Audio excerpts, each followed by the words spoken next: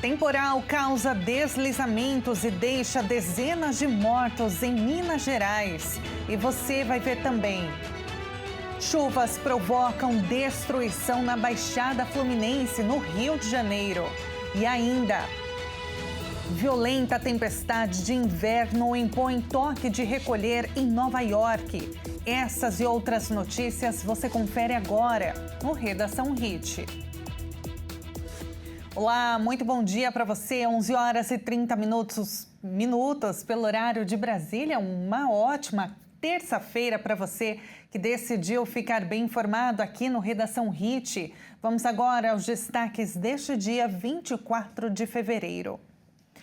A taxa de reprovação nacional no exame prático para tirar a CNH passou de menos de 2% em 2019 a 6,8% em 2025, no caso de automóveis. Esse aumento gera dúvidas com relação à facilitação para tirar a carteira de motorista. Quem traz os detalhes para a gente sobre o assunto é o Felipe Takahashi. Felipe, um bom dia para você. Bom dia, Tabata. Bom dia a todos de casa que nos acompanham. E parece que, na verdade, ficou mais difícil de tirar a CNH aqui no Brasil, pelo menos até o fim do ano passado. Um levantamento do Ministério dos Transportes mostra que antes menos de 2% das pessoas eram reprovadas no exame.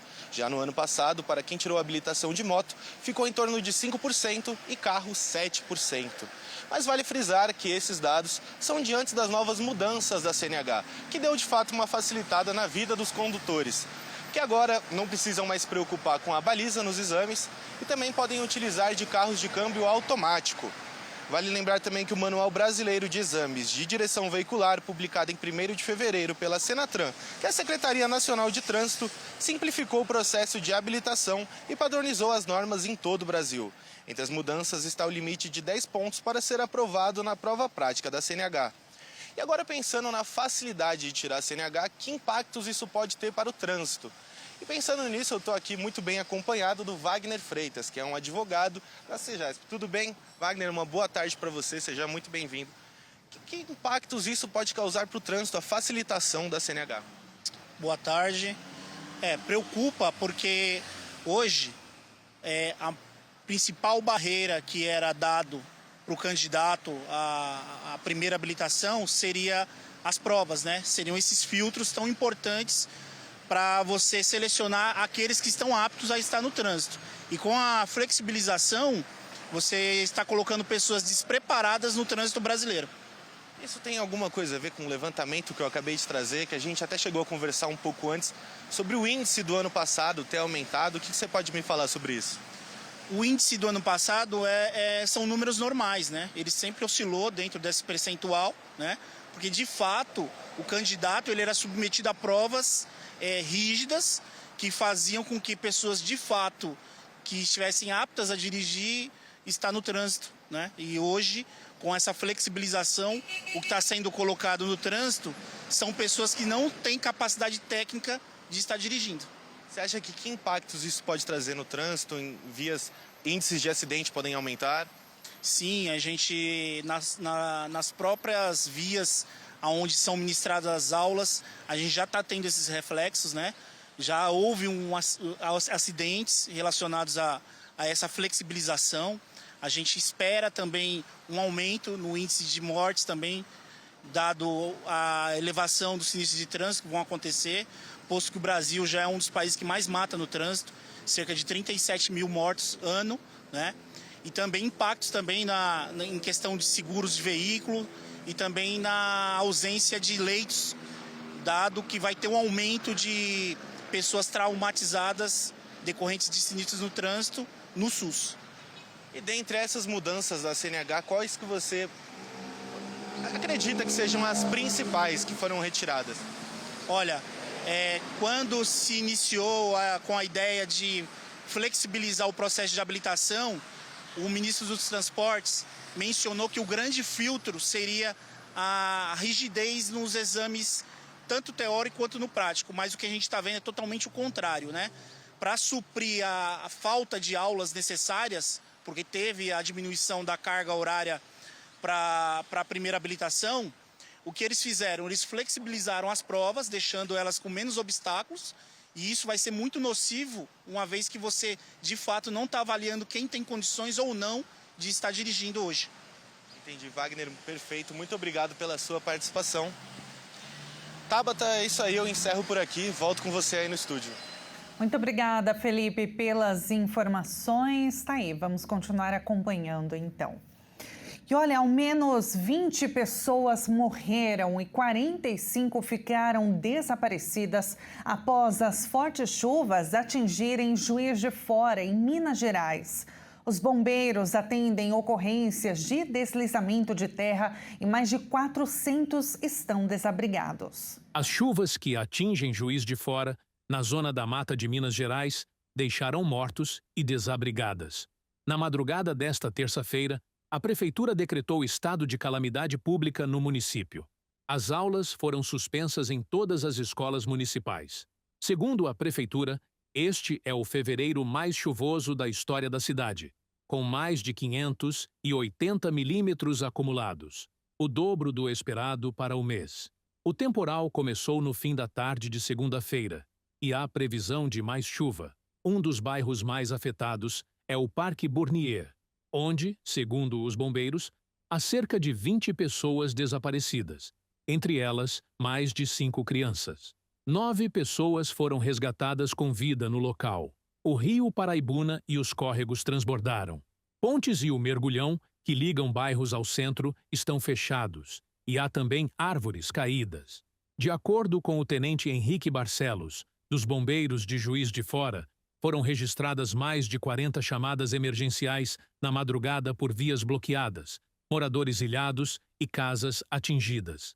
Desde o início da madrugada, equipes do Batalhão de Emergências Ambientais e Resposta a Desastres Ambientais foram deslocadas para o atendimento. Mais de 20 militares e cães de busca reforçam a operação. Na Baixada Fluminense, no Rio de Janeiro, o temporal também causou destruição. Uma idosa morreu e mais de 600 pessoas ficaram desalojadas. Em São João de Meriti, na Baixada Fluminense, pelo menos 600 pessoas tiveram que deixar suas casas depois que as fortes chuvas atingiram a região. Uma idosa de 85 anos morreu afogada depois que o muro da casa dela cedeu e atingiu o imóvel. A vítima tinha dificuldades de locomoção e era moradora do Morro Santa Helena. O município entrou no estágio 5 de alerta máximo, o nível mais alto em uma escala de 5. Sirenes foram acionadas nos bairros Venda Velha, Travessa Itacaré e Coelho da Rocha. Nesta terça, moradores tentavam remover os móveis e eletrodomésticos estragados de dentro das casas alagadas.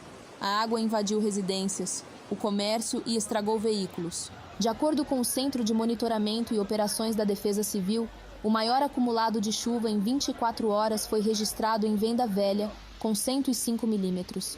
Ruas e casas ficaram completamente alagadas, carros submersos, ônibus e outros veículos parados na via principal. E o estado de Nova York, nos Estados Unidos, está enfrentando uma forte nevasca nesta semana. Ontem, mais de 8.000 voos foram cancelados. A previsão indica acúmulo de até 60 centímetros de neve em algumas regiões, além de ventos que podem ultrapassar 110 km por hora, aumentando os riscos de interrupções no transporte e no fornecimento de energia. De acordo com os dados divulgados pelo site FlightAware, apontam mais de 5.000 voos cancelados. Outros 25.000 voos estavam programados para decolar nos Estados Unidos, com tendência de aumento nas suspensões também na terça-feira, especialmente nos principais aeroportos do Nordeste. O Serviço Nacional de Meteorologia dos Estados Unidos emitiu um alerta para condições típicas de nevasca em uma ampla faixa da costa leste de Washington, a região da Nova Inglaterra. Em Nova York, foram registrados neve leve e nevoeiro congelante nas primeiras horas do dia, com temperaturas próximas de -1 grau. O prefeito de Nova York, Zohran Mamdani, inclusive declarou estado de emergência e determinou a retirada de veículos não essenciais das ruas para facilitar o trabalho de equipes de emergência e limpeza urbana. O fechamento de vagas no Sistema Único de Saúde aumentou a dificuldade para os pacientes conseguirem leitos em algumas especialidades. A maior queda foi registrada na área psiquiátrica. Os pacientes atendidos pelo Sistema Único de Saúde têm relatado maior dificuldade para conseguir internação em áreas específicas, como obstetrícia, pediatria e psiquiatria. Dados oficiais indicam que nos últimos anos houve redução na oferta de leitos nessas especialidades, cenário que reacende o debate sobre acesso e organização da rede pública hospitalar. De acordo com informações do Cadastro Nacional dos Estabelecimentos de Saúde, vinculado ao Ministério da Saúde, a maior queda foi registrada na área psiquiátrica, com 1.885 leitos a menos. A obstetrícia, 679 vagas deixaram de ser disponibilizadas desde 2023, enquanto a pediatria perdeu 302 leitos no mesmo período. A retração nessas áreas ocorreu mesmo com a abertura de 7.050 novos leitos gerais entre janeiro de 2023 e dezembro de 2025. Especialistas apontam que mudanças no modelo de financiamento ajudam a explicar o cenário. Estudos indicam que a participação da União no total de gastos públicos em saúde diminuiu ao longo das últimas décadas, o que pressiona estados e municípios. Para analistas, esse reequilíbrio orçamentário pode impactar diretamente a manutenção de estruturas hospitalares e a ampliação de serviços especializados. Outro fator citado é a transformação do próprio modelo assistencial. Avanços tecnológicos e novas diretrizes clínicas reduziram a necessidade de internações prolongadas, já que muitos tratamentos, antes restritos ao ambiente hospitalar, passaram a ser realizados em regime ambulatorial ou até domiciliar. No caso da saúde mental, pesquisadores da Fundação Oswaldo Cruz atribuem parte da diminuição dos leitos à consolidação da reforma psiquiátrica, que prioriza o atendimento em centros de atenção psicossocial, com foco no cuidado comunitário, em vez da internação de longa permanência. Ainda assim, especialistas alertam para os efeitos da redução em áreas sensíveis, como a obstetrícia, em um país que ainda enfrenta desafios relacionados à mortalidade materna. Dados do painel de monitoramento do Ministério da Saúde registraram quase 43 mil mortes associadas à gestação, parto ou puerpério apenas em 2025. Para pesquisadores, mesmo com a queda nas taxas de fecundidade, é fundamental manter uma rede estruturada de maternidades e leitos especializados para evitar óbitos que poderiam ser prevenidos. E veja a seguir, empresas têm até sexta-feira para entregar o informe de rendimentos.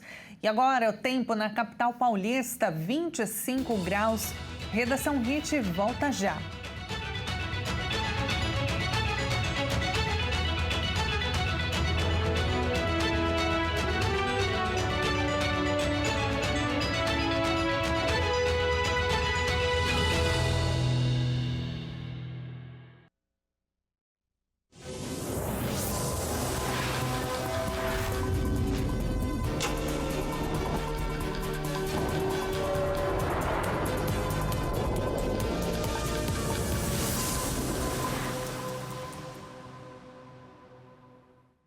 E o Redação HIT está de volta com as principais notícias.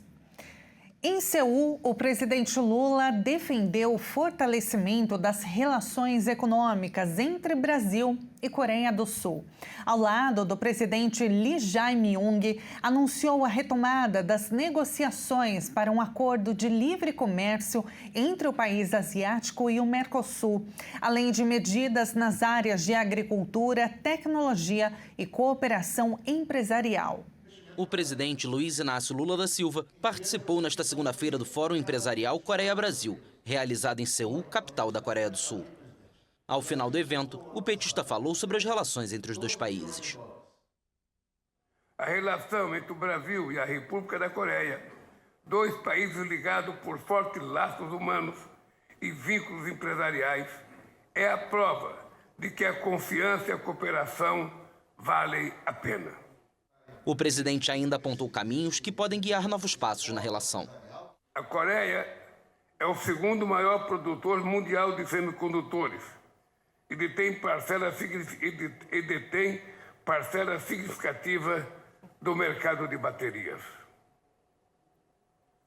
O Brasil possui minerais críticos que são insumos essenciais para as cadeias de produção de eletrônicos e veículos elétricos.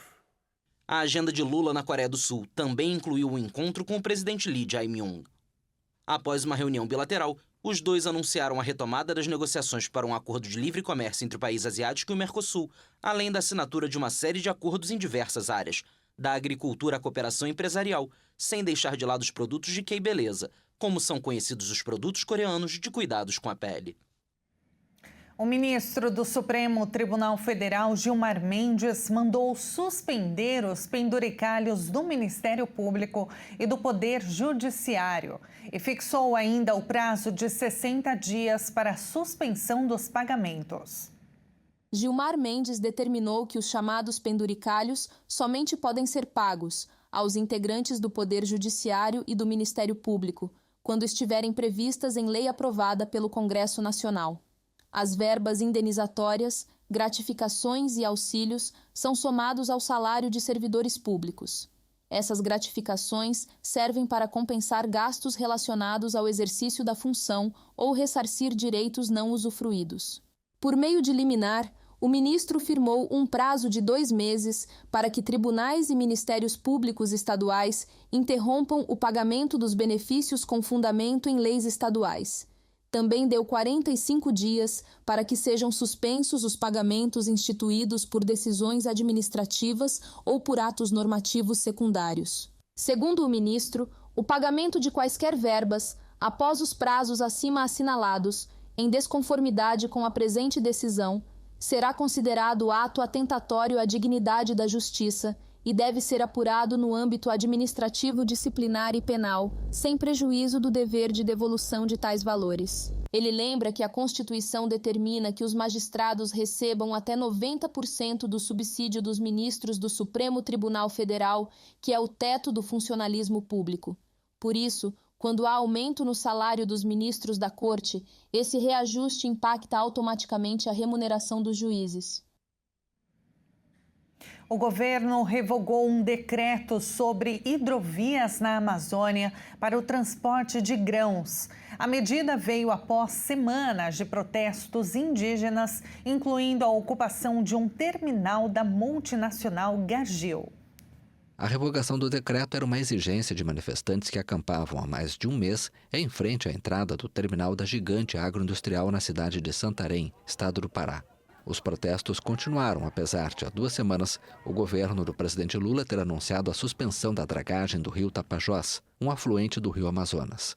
Nós viemos hoje, eu e a ministra Sônia Guajajara, anunciar para vocês a revogação do decreto 12.600, definida após conversas com o presidente Lula e reunião com demais ministros. Hoje tomamos aqui uma decisão muito importante nesse diálogo com o presidente Lula, que mesmo em viagem escutou, dialogou com a gente para que a gente pudesse rever essa decisão. As comunidades indígenas brasileiras se opõem à expansão portuária e, em particular, à dragagem de rios, que consideram vitais para seu modo de vida. E agora a gente fala sobre o Imposto de Renda 2026, porque as empresas devem entregar o informe de rendimentos nesta semana. A entrega das declarações deve começar em março e terminar no fim de maio. As empresas e as instituições financeiras têm até a sexta-feira para enviar o informe de rendimentos para a declaração do Imposto de Renda 2026. A entrega das declarações está prevista para começar em 16 de março e terminar em 29 de maio. Mas a Receita Federal ainda não confirmou essas datas nem divulgou as regras do Imposto de Renda. As regras relativas ao programa do Imposto de Renda, declaração de 2026, incluindo o prazo de entrega, devem ser anunciadas na primeira quinzena de março. Os funcionários e prestadores de serviço que não receberem o informe de rendimento até o fim desta semana devem procurar a área de recursos humanos ou o gerente da instituição financeira. Segundo a Receita, o empregador que deixar de fornecer o comprovante dentro do prazo ou enviá-lo com erros fica sujeito ao pagamento de multa. Os documentos são essenciais para o preenchimento da declaração do Imposto de Renda Pessoa Física, com as informações sobre o total dos rendimentos obtidos pelo trabalhador no ano passado e o imposto de renda retido na fonte no mesmo período. E no caso dos bancos, o informe traz dados sobre aplicações financeiras e saldo em conta. Os documentos permitem que a Receita Federal cruze informações e verifique se o contribuinte preencheu dados com erros ou sonegou impostos. E esta edição fica por aqui. Muito obrigada pela sua companhia. Uma excelente terça-feira para você. Até amanhã, às 11h30 em ponto. Até mais.